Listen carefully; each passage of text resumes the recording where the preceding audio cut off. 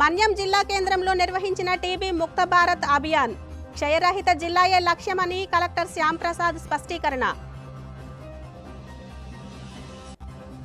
పార్వతీపురం మన్యం జిల్లా కేంద్రంలోని టీబీ ముక్త భారత్ అభియాన్ కార్యక్రమాన్ని కలెక్టర్ ఏ శ్యామ్ ప్రసాద్ నేతృత్వంలో ఘనంగా ప్రారంభించారు.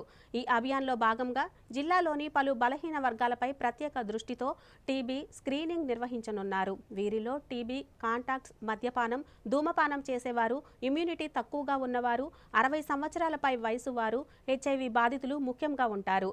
వారికి టీబీ స్క్రీనింగ్తో పాటు అవసరమైన పరీక్షలు ఉచితంగా అందించనున్నారు. టీబీ నిర్ధారణ అయిన వారికి ఉచితంగా మందులు ప్రోత్సాహకంగా ప్రతి నెల 1000 రూపాయల ఆర్థిక సహాయం అందించనున్నారు. ఈ కార్యక్రమం ద్వారా జిల్లా టీబీ వ్యాధిగ్రస్తులకు దాతల ద్వారా ఆర్థిక, సామాజిక సహాయాన్ని అందించేందుకు అవకాశం కల్పించబడుతుందన్నారు. ఈ సందర్భంగా కలెక్టర్ ప్రజలకు, సేవా సంస్థలకు పిలుపునిస్తూ నిక్షయ్ మిత్రులుగా నమోదు అయ్యి టీబీ బాధితులకు సహాయం చేయాలని కోరారు.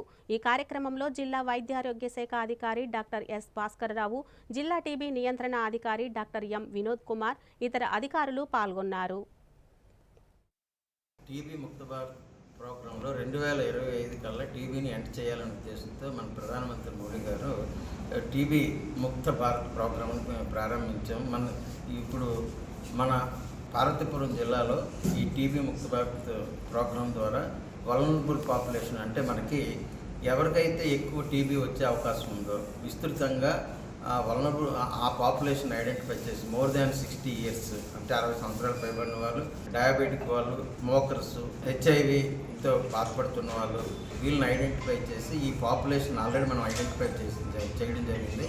వాళ్ళు ఎక్కువ టీబీ వచ్చే అవకాశం ఉంది కాబట్టి ఆ వల్నరబుల్ పాపులేషన్ అవకాశం ఉన్న వాళ్ళందరినీ కూడా స్క్రీన్ చేసి 2025 ఎండ్కి టీబీని ఎండ్ చేయాలనే ఉద్దేశంతో ఈ టీబీ ముక్త భారత్ ప్రోగ్రామ్ని మనం ఈరోజు కలెక్టర్ గారు లాంచ్ చేయడం జరిగింది.